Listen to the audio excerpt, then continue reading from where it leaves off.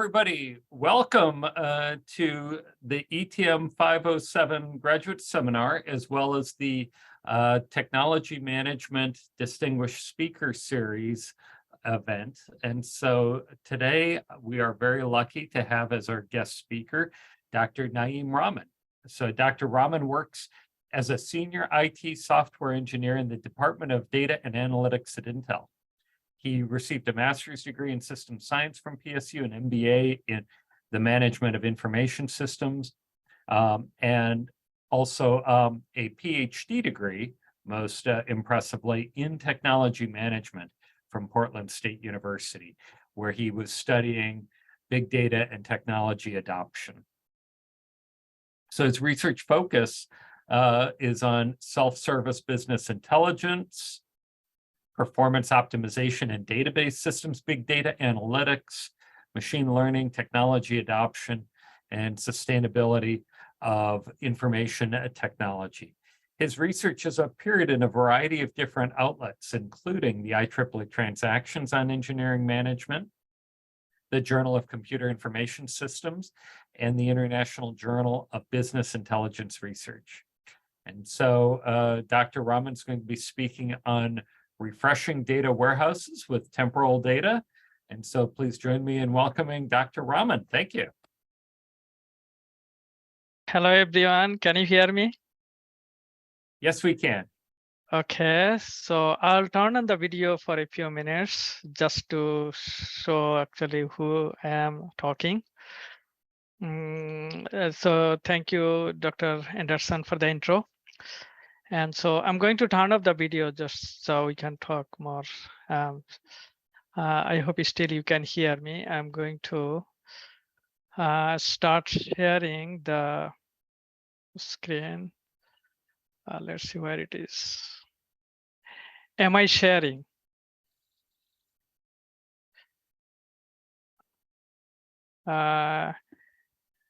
Yes. Okay, very good. We can see the screen. Yeah, so yeah, like Dr. Anderson said, I did my PhD from ETM department, and I feel proud of that. And also this ETM, this seminar organized by ETM department, very good. So I'll be talking data warehouse, not sure your background, but those who are working data platform, you might find it interesting. This topic, and I actually removed, I presented actually this in the past in an industry conference. And from here, there is a good number of audience, actually more than 50. And for this time, I have removed some technical slides, implementation point of view, just I don't know the background, but we'll go over it. So the topic I'm going to talk, it is it's not just something I have to put together just because I have to talk. It is just real world business in data warehouses. We do this kind of project, refreshing data warehouses with temporal data. We'll give definition. So if I go to and throughout as I go over, let's see, the chat is open. If you have any question, please, as I go over the slides, please feel free to ask me questions. Okay. Next slide. So these are the topics I'm going to talk at a high level, and the question answer you can ask anytime. So as we go over the slides, I can answer your question. Let me know if it is, I have to make it full screen or just I'll go this way. So the problem statement is in data warehouses, data, it comes from operational database systems. Many system sources, data comes from data warehouse. Data warehouse is a company's central repository. Here data comes from many places, and reporting environment is created in data warehouse system. And this data house is called the current version of data. Historical data is typically data houses. Tables are very big, sometimes 300 millions, 1 billion, 2 billion. We have that kind of data also. So the one ask is the business, they want to see sometimes complete version, all the version of a record that changes, they want to see it.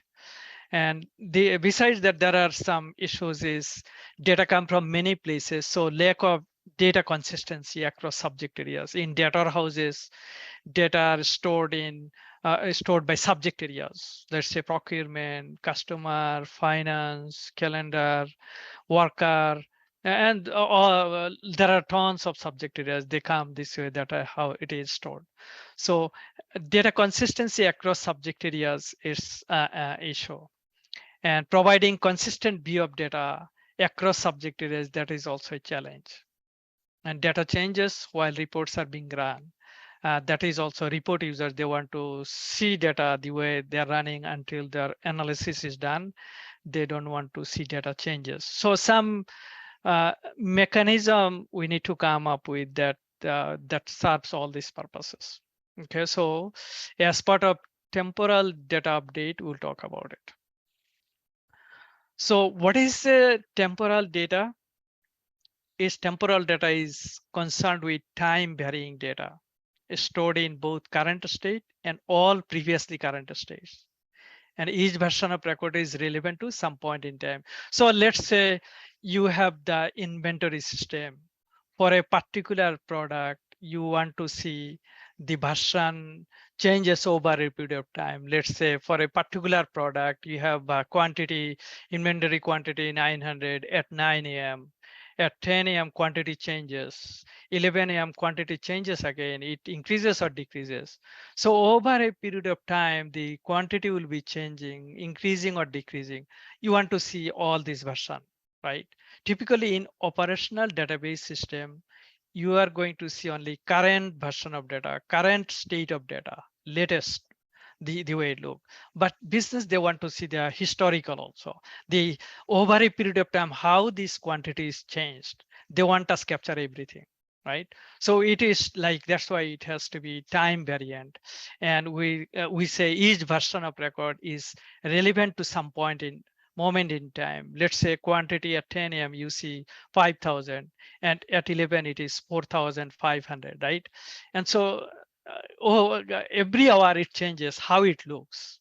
Each version changes, and based on that we can do a lot of analysis and the pattern, right?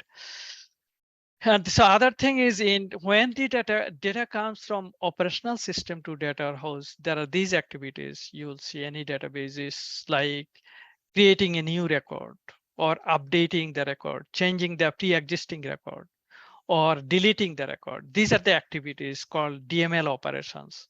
So new version in temporal space, new version of existing record is always added to reflect the transaction on that data. It is just normal new version coming. But when updated rows comes, the new version of the same record, pre-existing record, we need to handle it by expiring the existing row.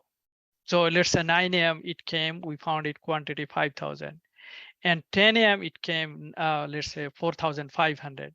So that means the first version that came, it short-lived. It was valid from 9 to 10 a.m.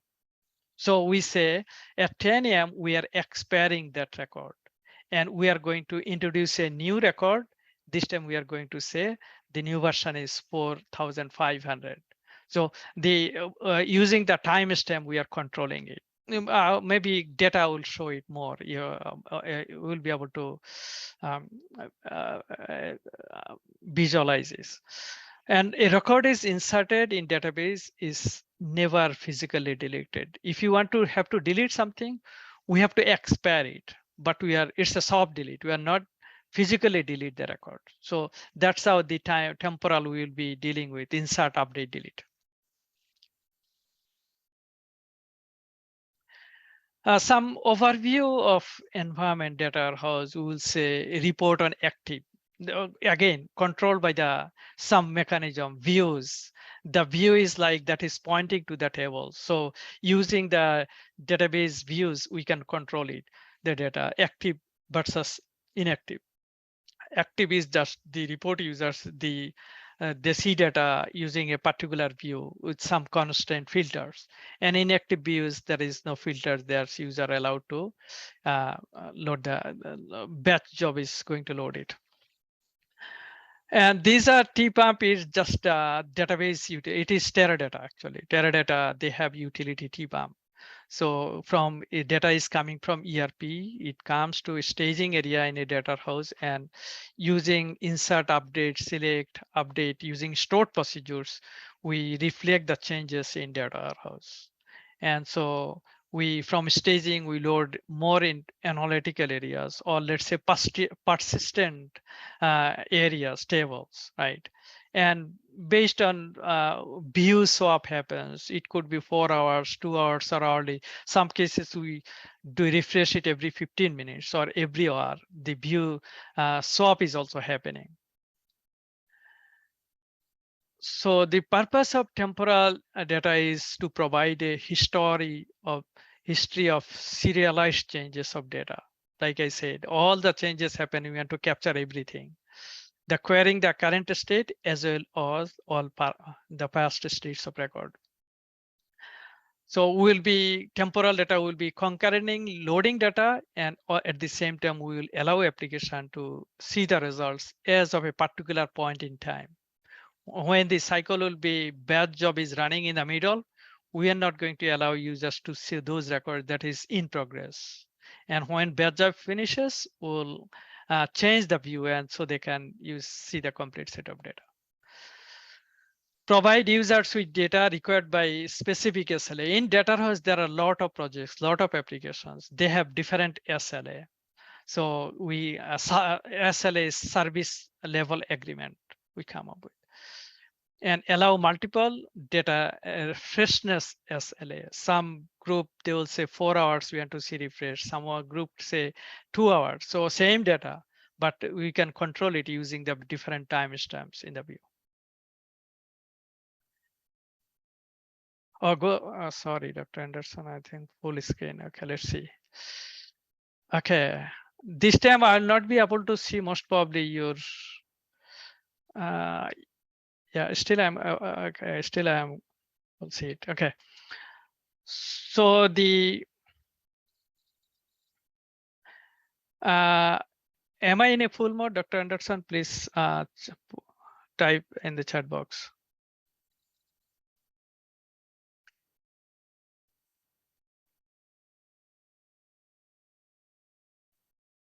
Great. Okay.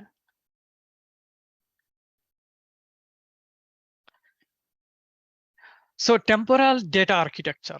So it is when data comes from operational data sources, operational database system. Let's say a particular table, it has 10 columns, and we need to bring in everything in our data warehouse also. To implement the row effectiveness, the temporal data, we have to add some additional fields: row effective date, row effective time, or you could say effective timestamp, which is date and time, and row expire. So these are the mechanism with that we will be controlling data, the version, managing the versions of data. So DML code, you insert, update, delete, and data row creation timestamp are provided by source system. So we receive data from source. Typically, we receive the creation, update, and delete timestamp from the source system. If not, some cases we don't receive it, but there is a way to actually to handle that. So we get that information, and data row is the. Okay, so. Data row creation and change timestamp will be treated as effective timestamp. So the source they send us the timestamp, we use it as effective timestamp. It is effective from this date and time on. And on we also expire it. We say expire it with a number very future date 999. That will be treated as row expired. So that means a current version, all current version of data will be identified by this row expired date and time is 9912, right? And in the view, we put the filters. Row effective timestamp is less than large cycle timestamp. This allows users to see the complete set of data, not just a batch cycle running in progress. It is preventing users to see something that is in progress. Only when the batch job finishes, then they will be able to see. And so these are the timestamp we implemented. And data is also in temporal data, large volume of data, we apply some index, partition primary index. We'll talk about it more later.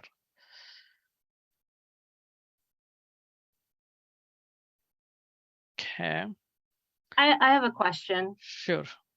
So that timestamp was for an index, because wouldn't that just make your database blow up in size? The which timestamp? If you're keeping all of the expired. Oh, I see. Okay. Yeah. Okay. I understand what you're saying.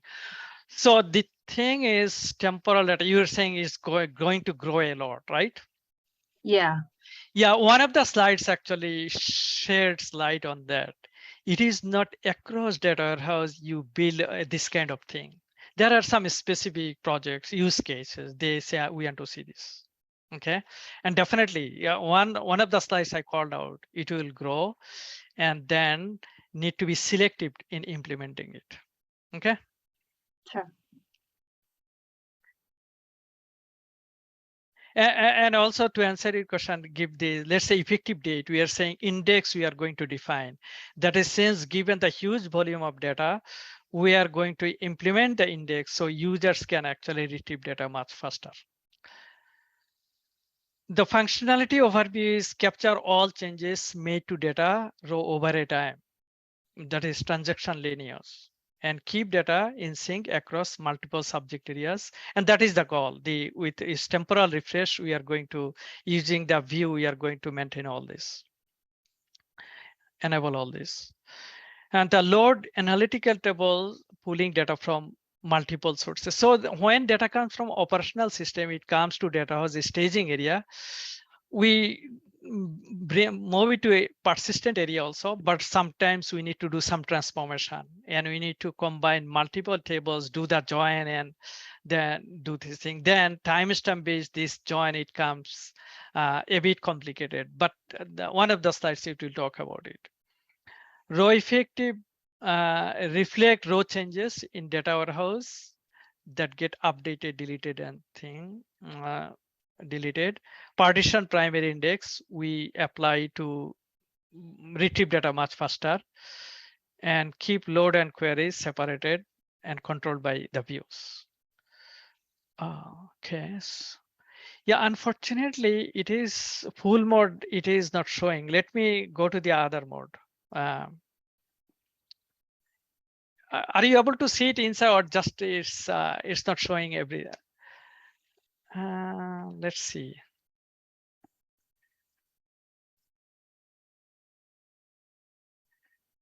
Okay, so now do you see different now this time? I'm showing this slide.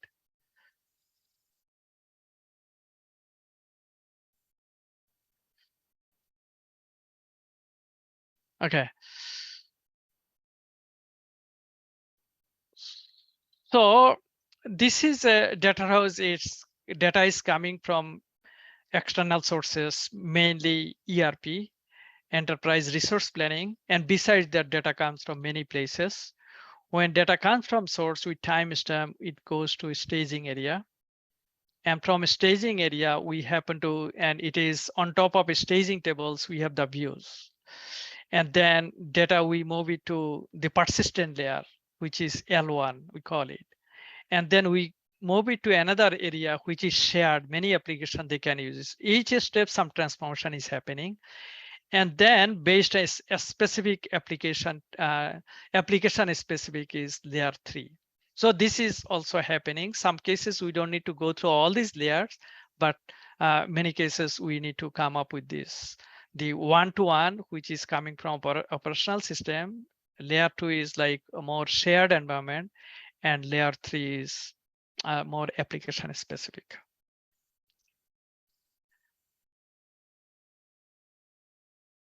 Okay, I'm going to go to that model again. So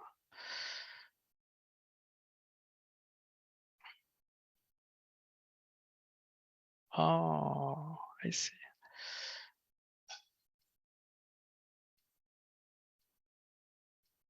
Okay. Data update methodologies, data needs to arrive. There are certain rules need to follow, need to arrive in a warehouse in a timely fashion. It could be every 2 hours, batch cycle, that's how we run it. And the data is being supplied from operational system. And subject area refresh must be done in order of dependencies. Like I said, layer 1, layer 2, layer 3, when it goes in those areas, there should be some dependency maintained. And because a layer 2, a layer 3, we pull data from many tables in data warehouse also. So dependency matters. And data is captured in staging subject areas first, and then it goes to analytical areas.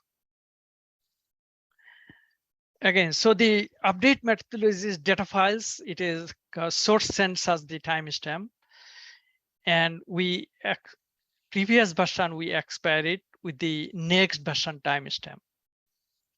And in data file, we might see same record, multiple versions. Let's say 10 a.m. record is created. After 10 minutes, record is changed. After another 15 minutes, record changed again. So in the file, we will see multiple version, but when you load into the data housing, the temporal table, we sequentially, in order, we implement that. And we expire it, and latest version we say it is the with timestamp 999.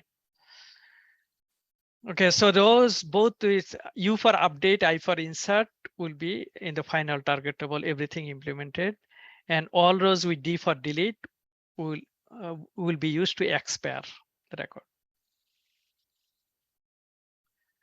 So there are some definitions or descriptions. So observation date and time, it is a record creation date and time. That is the when operational system they created, that is observation timestamp. And insert, when you insert a record, we say the record creation timestamp, like row effective timestamp, which is coming from source. And then we expire it. Expire is like we put a future date 999. It could be, let's say, 2099 also. This expire. So a brand new record comes, the timestamp is effective. Timestamp is like, let's say if it is 9 a.m., we say effective 9 a.m. And when is it going to expire? We are saying it will be expire future date 99912.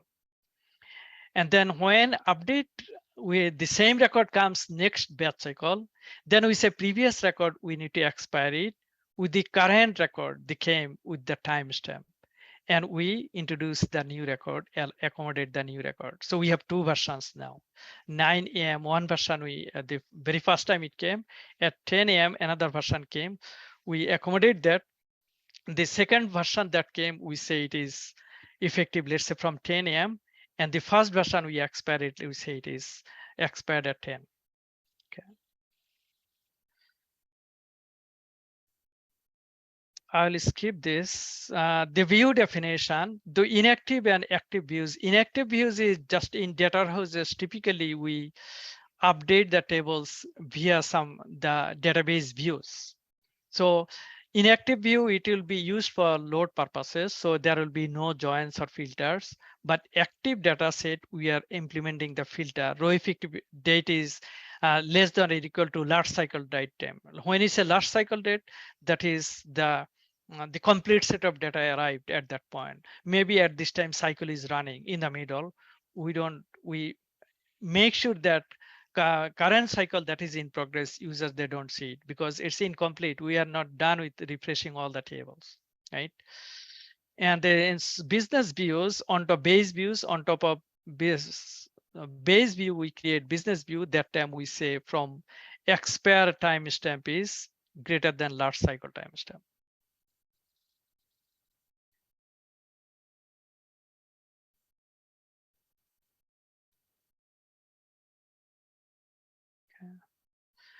So if we look at it, let's say here how data come first time it comes, initial full refresh, data is coming from source with DML, data manipulation indicator is insert, everything is coming.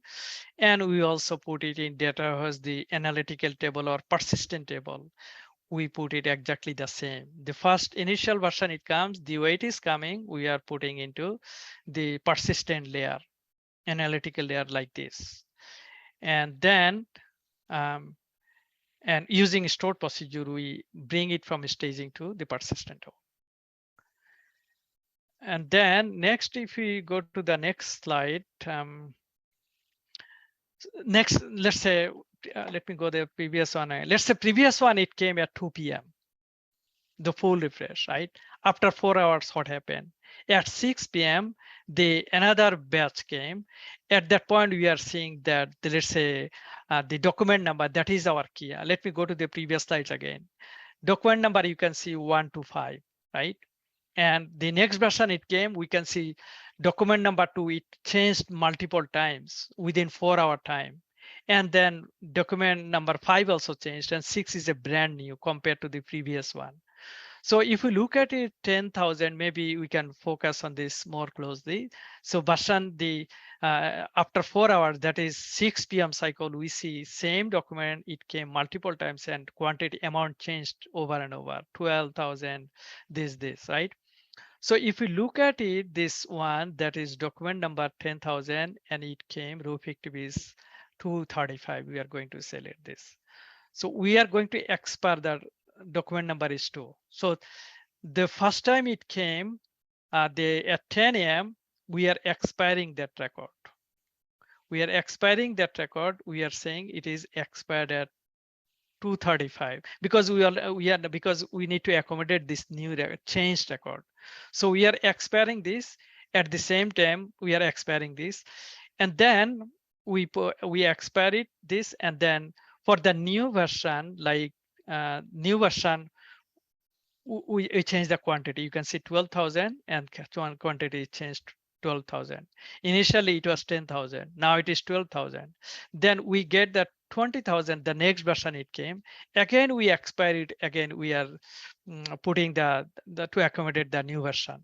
So now you can see 20,000, 20,000, and 20,000 here, and you can see 23,000 and this 23,000.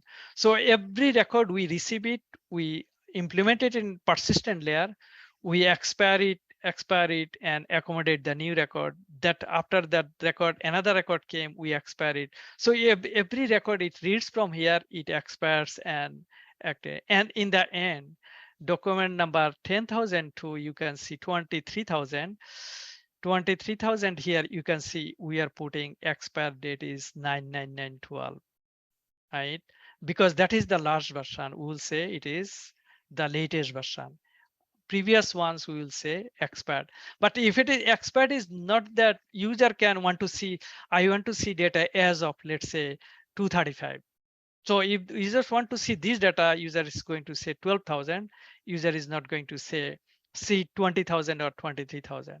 Or some user group, they might want to see, let's say I want to see data as of 3:19 or let's say 3:30 p.m. So they are going to see this. So inside the view, we will putting the filter, we will allow them to user to see whatever version they want to see. Okay, so challenges. In temporal data house, the tables will grow rapidly as it will allow retaining transaction lineage. And that's why temporal data update methodologies might be applied to some selective tables as needed by business. And also we need to come up with data parts and retention policy to be defined upfront, so it does not grow for a long time. 20 years, 15 years is not there.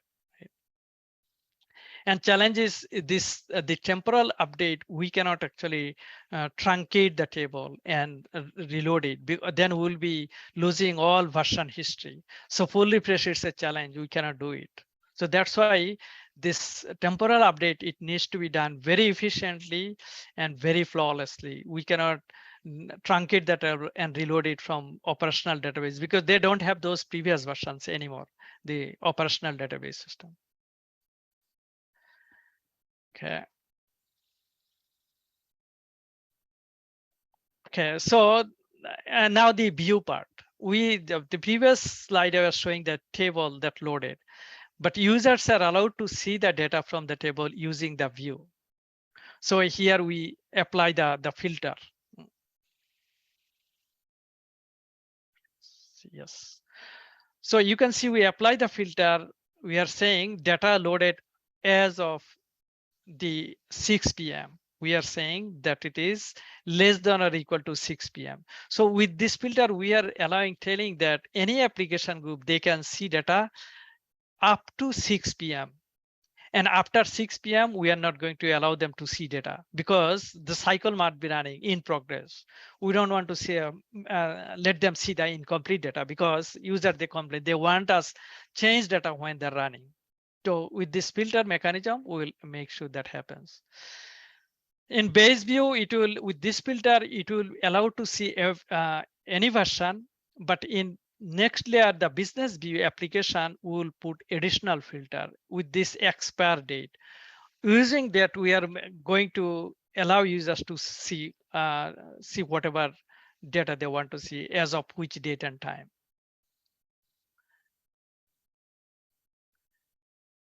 So the biggest challenge for creating an integrated data model in data warehouse is to provide consistent view of data. So with this filter that we are showing, we tested it, and the slide we are sharing in real world, we tested it thoroughly.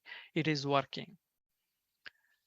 So the view maintenance, since temporal data, we can complicate it, and because we have to deal with multiple versions of data. But again, timestamp, we need to do it very efficiently, and we can do it metadata driven also. Let's skip this most probably. Let's see how much time I have. It's 11 minutes to 4. So the application specific views with timestamp filters are defined dynamically and recompiled right after each individual application subject area refresh is completed. So we are talking previously layer 3. And so layer 3 refresh when it completes, the view swap happens that time. It's talking like this. Okay, so loading the derived tables. Derived tables is from operational database coming maybe 20 tables. And the derived tables, we might be building layer 2 and 3 might be building 5 tables, pulling data from more than one table and doing the joins. So at that we can do that. And response time could be improved using significantly if the answers of complex reporting query are stored in table with key access. Yeah, sometimes if it is too complex, we build it layer 2, layer 3, the table. So the view is not that complex, just it does not encounter a lot of joins. Again, so here derived table loading, it is we use stored procedure when joining between primary source and secondary source table. We are talking joins, right? Let's say header table and line table, right? If we do join just conventional, the primary key and foreign key is not enough because we have tons of version. At that point, we have to do join in terms of row effective timestamp also because you have multiple versions there. So here is a scenario, the join we are talking, the end clause is less than or equal to predicate to make one-to-one relationship. Typically let's say this is my line table, this is my header table. It's just primary key foreign key relationship with, we can say document number this. But on top of that, we have to have additional join. And that is to make sure we are, because we have multiple version, we have to do this thing. And the additional timestamp based filter, but you are seeing it's not equality operator anymore. It's less than equal to, right? And the reason is the dimension table may have different timestamp range for the current record than the primary source fact table, as dimension data changes slowly. So current table might have a version right now, but the dimension table, it is that data may have arrived much earlier. So we have to do some less than or equal to. So these are tested just like effective timestamp is greater than or equal to and expire is less than the dimension table expire date time. So this additional join is needed, not just conventional business key based join. It would not be enough because we have tons of version. So timestamp need to do it, and timestamp we just cannot say equal. We have to do this kind of less than, greater than. Okay, simultaneous load and query. Typically, the DML operation happens databases, they do a write log. And when the reports they run, the report query, it will say log for access. These are actually Teradata specific, the locking. So we checked it that writing and reading, we found that we did a test and we found that a stored procedure was running for 10 minutes to perform DML operations of 19 million rows. At the same time, we ran the query. We check if there is any blocking. We found it is not. It is just running just fine.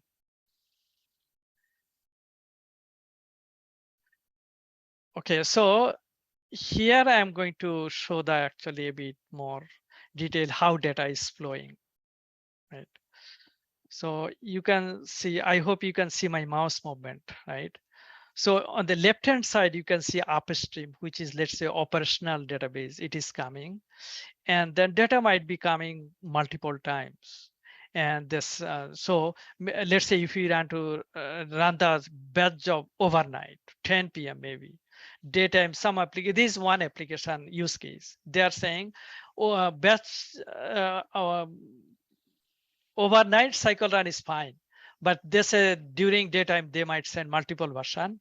We'll accommodate it in staging area. It will come here, and then we will be running the stored procedure that will be reading all these source tables, the the staging tables, and it will be updating the it is time travel. We are saying it is the temporal the table that is persistent table. So each version is reading, it is updating the temporal the table.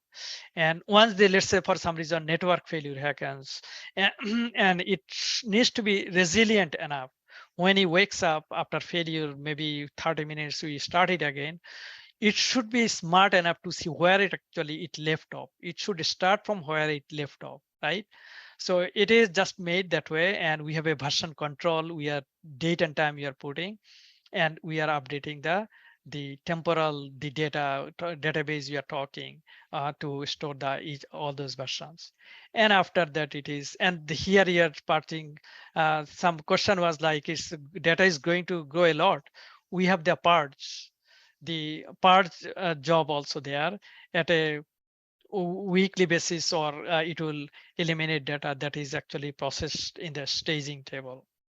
And one persistent table also, maybe we'll be deleting data after 5 years, 6 years, based on a discussion with business. So once data is now sitting there, all versions are sitting here. And from that, after we have, say, base view, we have composition views, we have consumption views. Each layer we will put the filter the way business they want to see it. So any question here? If you have any question here. Yeah, I have a question. Sure. Have you received any requests for new types or new columns of temporal data, and it created some funny architecture problems? Very good question. So the thing is, currently I work on a project. Just yesterday, I reminded them, the source team, the project that's funny. I told them that it is not just we can truncate the table, you will just reload it. If you keep adding new column, we will not be able to do it because it's versioning we are doing it. So we just all of a sudden we are adding a new column, right? So you will be seeing that column, it might not have all data.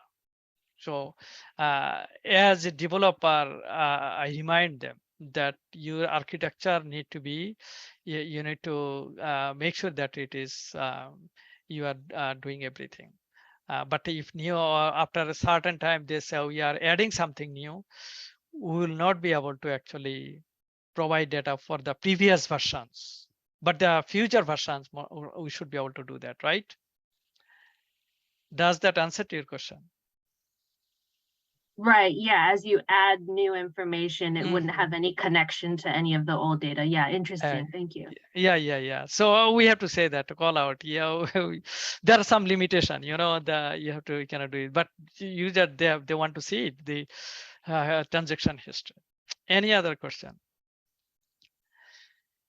If not, let's look at data more. So I was talking all this version is coming. So let's say this is source data. They let's say they sent all this. You can see same the primary key product ID. You can think of up to this first 7 rows. You can see they're actually same key. And let's say within 4-hour window, they have changed this record over and over, right? And we received, and you can see this is the last one. Let's think. And the date and time we received the first one, we say actually we received this and we see effective end date. Here we say end date. So when we receive the second record, we say, okay, second record we received, now we have to export the first record. So let's look at the sequence, the first 7 records, how it is. The first record, now it is after we implemented all these versions, how it is looking. Is effective start date time is this. We end dated here. Why? Because we got the second record. Now we say this is a starting point. Here you can see 11:09 4 second, right? And start here second record, the version, we are saying the 5th second, 11:09 the 5, right? And then that also expired here, right? And because we got a new version here. So that's how the chronology is, like you can see. And you can see the last one, it is showing that is 12:31:999, right? And after that, if I received a new record, I'm going to expire this record, the last one, expire with that date. The day we receive the new version, we'll expire it with that date and time. We'll insert the new record and we'll say that one is 99912, right? And for this one, there is only one version. We have it here, you can see. And for this, we can see 2 versions, and this one is the latest version you can see. Here it is effective. Any question here? This is how actually the transaction, the lineage, that's how we maintain it. Okay, if no question. And on the other hand, users, they might not know, we have the version date and time history, right? How data came, the source sent us data, different version date and time. We have some metadata table. We maintain all these version. So with that, we can, so using this information, user can pull data, whatever version they want to see. Let's go to the next slide. So when we use a view, we are going to say, user going to say, this is the version name. We are going to see for this particular version. User is going to say, this is, I want to see. If user doesn't provide any information, we'll assume that the user is not providing us any information. We'll pull the latest version. But if user gives a information like this date and time, let's say based on this one, let's say older date, right? We should be able to pull that version. And one other thing I wanted to call out that the data is coming, let's say at 10 a.m., I received, let's say 1 million record. And then operational data at 11, I get, let's say 1.1 million record. You'll see maybe 95% data same. We don't want to actually store the same data again in the timetable table. We'll just net changes. We'll do condensed. It's not like we append it. We have to condense it, and that's why it will be very space efficient, and we should be able to reproduce it any version based on this timestamp. So here it is. User might say, I want to see for a particular week what is the latest version, or let's say particular month what is the latest version, or even quarter. Because the user, they want to compare between week after week, week on top of week, right? They want to do those kind of comparison. They want to say last month versus this month. We want to see it, right? So that is the point. And because we have all those versions, we are able to do that.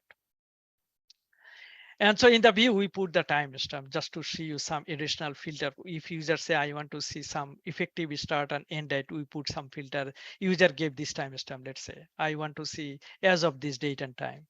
So with this date and time, it will be translated in the filter this way, and user should be able to see data. Okay. The query performance is scorecard shows better performance when the rows are retrieved based on PPI. It is partition primary index. PPI is Teradata actually. Databases have been on the market for last more than 5 decades. Over a period of time, they have come up with all these databases, Oracle, SQL Server, IBM DB2, or Teradata. They have come up with many different kind of index. They spend a lot of calorie. So we just need to use whatever we want to use it, right? So Teradata, we found partition primary index. How it is, let's say this temporal data you have table, let's say you accumulated 2 billion records. Now you want to pull data from for a particular date only, right? If you put this in the partition primary index, if you do it this way, and you want to say, I want to see this for this particular date, database is not going to scan the whole table with 2 billion records. It says, I already loaded it, the partition did the date.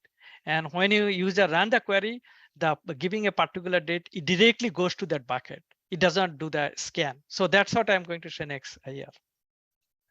So we tried it, let's say one table, we didn't define any index, another way define, right? And see, when you don't define index, it is, let's say time is 8 seconds. But when you apply index, it is actually, 1 second, right?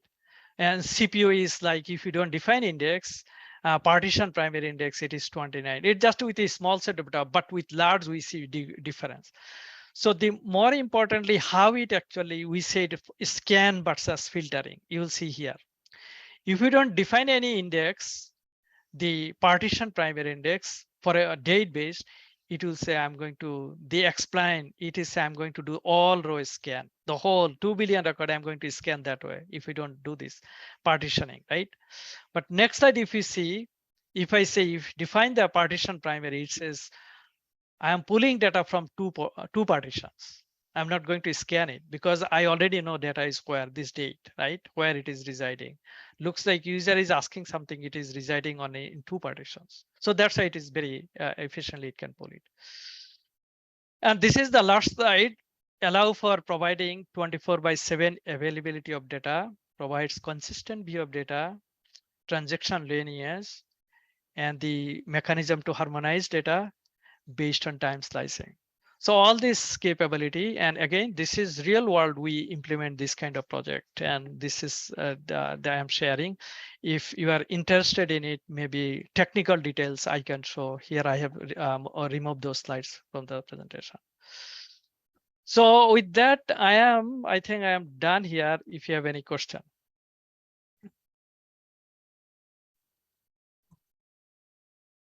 So thank you very much, Naeem. And also thank you, Isa, for some excellent questions along the way. So are there additional questions or comments from the audience?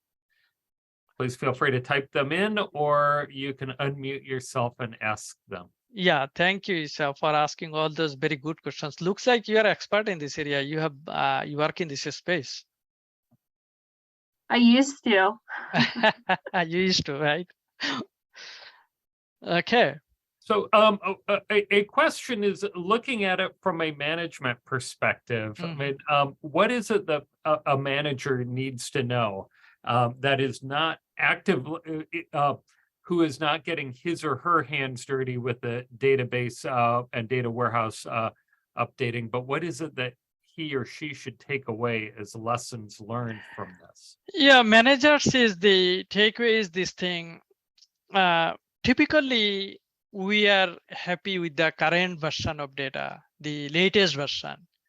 But the management, they want to do the historical analysis. Management would always want to see what happened, what is happening now, what happened 1 week ago, or what happened, let's say 1 month ago. Show me the comparison, right?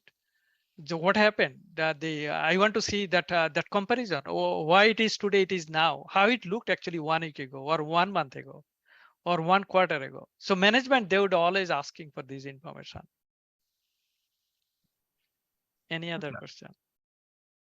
Any other questions? Okay, well, not seeing any. What we'll do is we'll call it a wrap for today and let everybody get an early start on their weekend. And so once again, thank you, Dr. Rahman, for your presentation. And for those that are interested in the area of data warehousing, just a shout out that Dr. Rahman will be teaching a class on data warehousing in winter term on Friday nights. And so it'll be in a remote scheduled format. So, and he's a very proficient user of the online teaching format. So I'm sure it'll be a great experience. He taught the class last year, and I saw the reviews were excellent from the students. So I'm sure it will be another great experience this winter. So